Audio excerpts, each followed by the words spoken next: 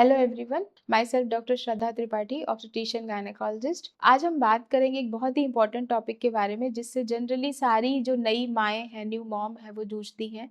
वो है वेट कम नहीं होने की प्रॉब्लम। प्रेगनेंसी में आपका वेट बढ़ता है, ये एकदम नेचुरल फैक्ट है। और आप इस बात से खुश हो जाइए कि आपने 3 किलो के एक हेल्दी बेबी को जन्म दिया है। लेकिन ये 3 किलो का बच्चा जब होता है तो उस समय आपका पूरी प्रेगनेंसी में कम से कम 11 किलो वजन बढ़ता है। और यही वज़न है जो आगे चल के परेशान करता है। तो बेबी वेट, जब बेबी 3 किलो का बेबी आपकी बॉडी बनाती है तो वो कुछ वेट गेन करती है, फैट भी बढ़ता है, मसल कंटेंट भी बढ़ता है, कुछ बेबी के आसपास के फ्लूइड का वेट होता है, लेकिन मोस्टली आपका ही बॉडी वेट होता है। तो उतना जो वेट गेन होता है वो बेबी के बर्थ के बाद तुरंत ख़त्म नहीं होता है, उसमें बहुत टाइम लगता है और बहुत सी न्यू मॉम इससे परेशान रहती हैं कि जो प्रेगनेंसी का वेट गेन हुआ है वो कम नहीं हो रहा है।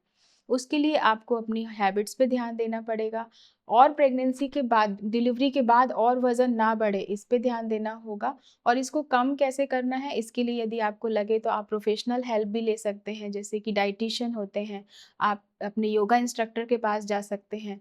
सिज़ेरियन जिनका होता है वो 6 महीने के बाद, और जिनकी नॉर्मल डिलीवरी होती है वो 6 हफ्ते के बाद अपनी योगा एक्सरसाइज रीगेन कर सकती हैं, जो आप प्रेगनेंसी में करते थे या प्रेगनेंसी से पहले करते थे। तो ये सब एक्सरसाइज आपको हेल्प करेंगी। एक बहुत ही इम्पॉर्टेंट पॉइंट ये होता है कि वेट गेन और ज़्यादा होता है हमारी बैड ईटिंग हैबिट्स की वजह से।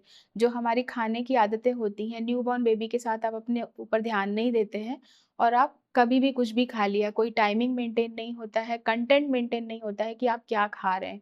इस पे ध्यान रखने की ज़रूरत है।